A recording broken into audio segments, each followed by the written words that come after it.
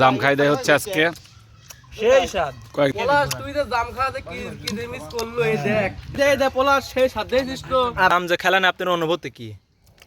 আমি সর্বপ্রথম সকালবেলা খাইছি 4-5-7টা আম খাইছি, তারপর জাম খাইলাম। জাম খাওয়া বাকি আছে, বাড়ির যা কাঁঠালও আছে খাবো। কিছু কোন সকাল দিন আম খাইছে, ও খাও খিচুড়ি খাওয়ার আমার কাউ এখন মৌসুমে ফল আম জাম কাঁঠাল এটাই খাওয়া লাগবে, এটাই স্বাভাবিক। খাওয়া যা সামনে আসবে ফল ফুল খাওয়া যা সামনে আসবে আজকে যেরকম আম জাম সবই খেলাম। ফল জামে আছে ভিটামিন এ, ভিটামিন সি এবং ভিটামিন এ, এবং এছাড়াও আছে ভিটামিন বি2, বি3, বি4 এবং বি6 এর মতো পদার্থ। জাম একটা উপকারী ফল। আর কিছু নেই। আর কতটা খাবেন? পান্তা ভাত নাই। কাটার পরে দেওয়া লাগে। আমার কথা ওগুলো আবার ধরবো, কিন্তু কারা যেগুলো আছে এগুলো আবার আচ্ছা সমস্যা নেই, আবার ধরে ওই লাঠি দিয়ে জানতে ঝাড়বি নি একটা পুড়ে গেছিল মাংস একবারে পুড়ে গিয়েছিল উপরে দাও বড় হলেও লবণ দিয়ে সেট কা তেল দিলে লেবু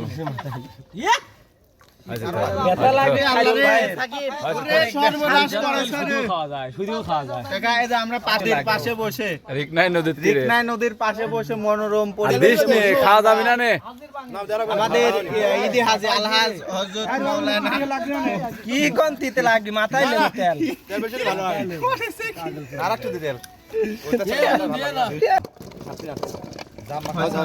এডি সেই 8 কোন ডিশে আটবে হাতে হাত টাকা এবার দুই ডিশে ভাগ করে দেখা যাক সব খাওয়াই